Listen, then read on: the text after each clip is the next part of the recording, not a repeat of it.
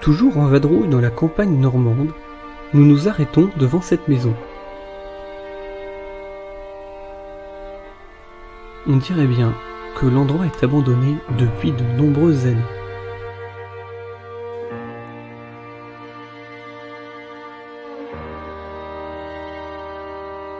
Le mobilier et la décoration semblent dater d'une autre époque. La première pièce que nous visitons est plutôt spacieuse. À une époque, ce devait être la salle à manger. Mais au fil du temps, elle s'est plus ou moins transformée en garde-meuble par les propriétaires.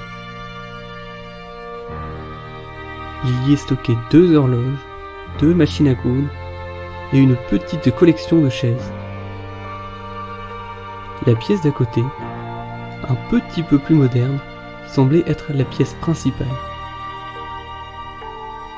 On y voit pas mal de bazar, mais aussi des calendriers, dont le plus récent est encore affiché au mur. On y voit l'année 2008, sûrement l'année à laquelle la maison est tombée à l'abandon.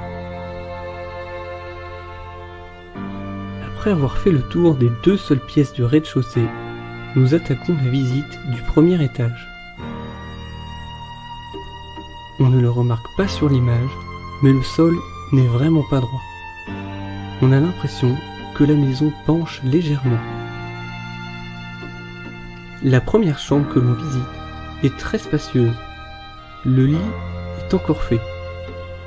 Et il reste encore des livres et un journal sur la table de chevet.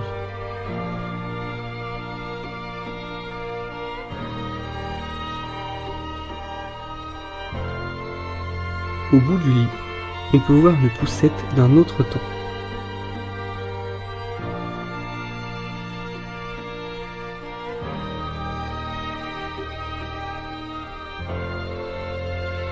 Dans une autre chambre, sur le lit, on retrouve cette lettre datant de 1953.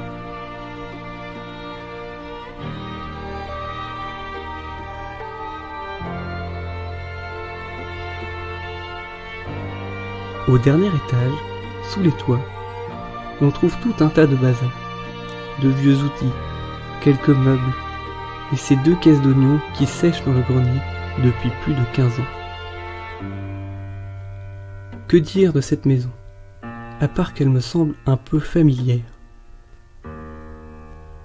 Une vieille maison de ferme, de vastes pièces, du mobilier ancien, un sol qui penche, de l'oignon qui sèche dans le grenier, des bouteilles de cidre plein la cave.